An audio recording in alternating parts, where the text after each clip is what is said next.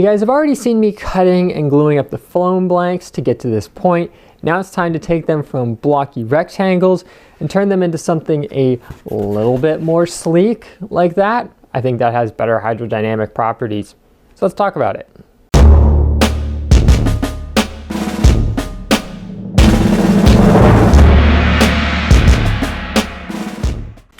So before we go any further, a little word of caution here. Sanding and cutting foam creates a lot of dust. It's not the best to breathe in.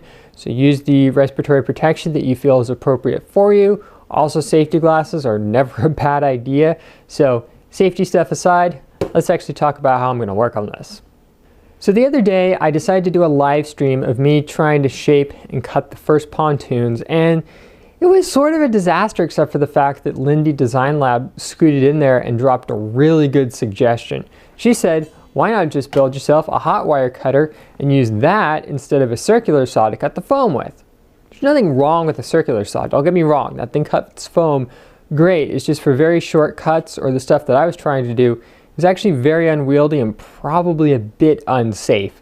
So watch that video going, yeah, don't repeat what Calvin was doing, it wasn't very smart.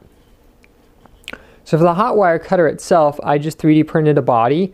I used some 3/16 brass rod for the two V parts, and I actually have some nichrome wire that I purchased years ago for a project that never needed it.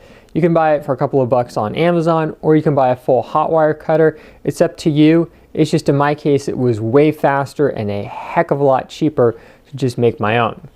Now the power source I'm using is an old computer power supply that originally has been driving my battery chargers and gives out 12 volts at a couple of amps, so it's more than enough to heat up the wire and get things going without overloading the power supply. Now, other tools that I'm using to shape the foam are coarse sandpaper, about 60 to 80 grit, and also probably one of the most useful, yet I feel slightly overpriced tools at the hardware store, which is the Surfoam tool. If you guys have seen any of the train layout videos, Scott absolutely loves using this for shaping the Homosote roadbed that we use, and it's a very good tool. Mind you, we're using a 6-inch version. This one's a 12-inch, but these are incredible for making the shapes in the foam that you want. Because it's so long, you can easily smooth out an area, or you can gradually round things over. Do be careful though around sharp corners, as it does have a tendency to rip the foam out. So in those areas I would definitely switch over to sandpaper and use something a bit less aggressive, especially with a light touch. So all that aside, let's go ahead and mark the foam up here, fire up the hot wire cutter, and begin to rough out the shape of our parts.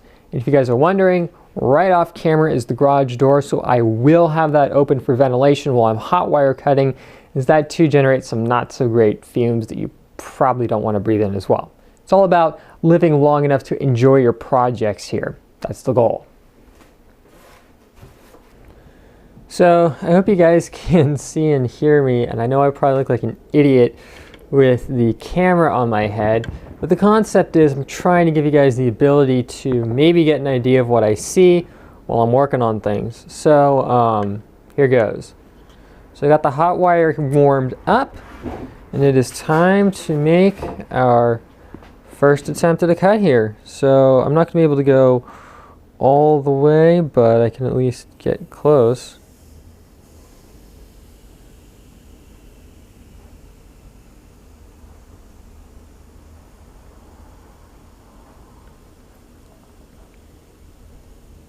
Trick is, when you're using the hot wire, is to just let the wire itself do all the cutting. You don't want to force it or you'll break the wire, and that's not good.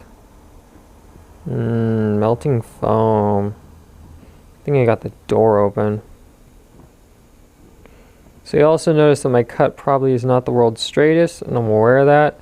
The whole point here is I'm just trying to quickly rough out what I can. Leaves a nice edge. Throw that aside.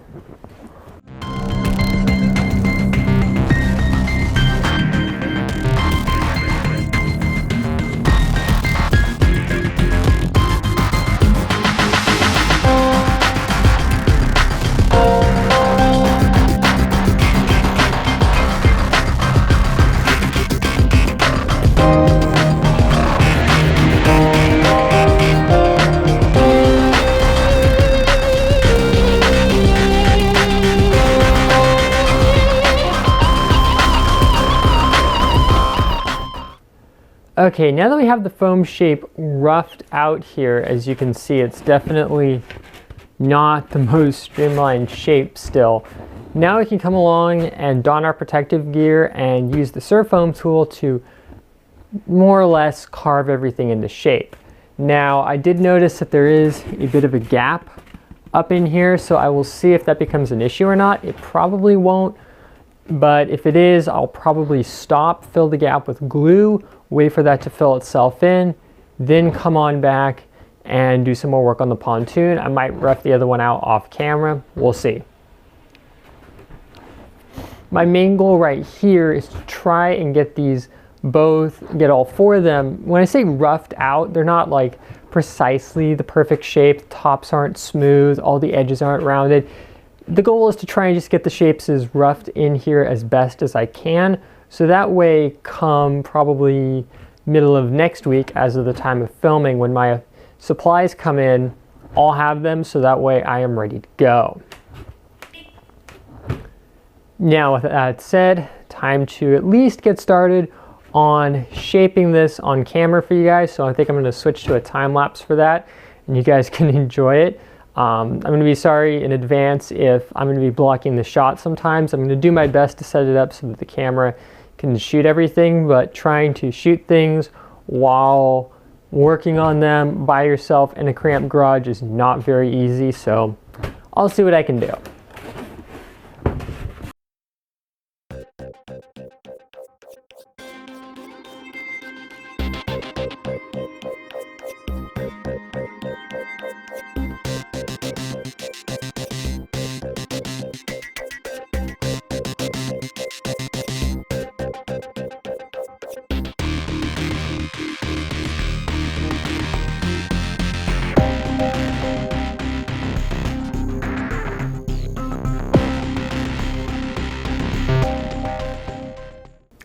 Okay, a fair bit of work later, here's where we're at. Mind you, this is not complete yet. I still have more work to do on the underside of the nose, but I definitely got the sides. Those are starting to rough in, and I've definitely got the underside V-shape roughed in there decently. Now, what I'm gonna do on all of these when I'm done surfoaming is I'm gonna come along with some of, this sandpaper, some nice 60 grit, and go over everything just to smooth over any rough edges, then probably come along with some 180 just to help smooth any more rough areas down. I definitely actually want to keep the surface somewhat rough, as that helps promote adhesion with the epoxy, but at the same time, I don't want the thing to have giant holes in it and things like that, which might look bad when I go over and fiberglass it, which is still probably about a good week out in terms of time when supplies come in, etc., etc.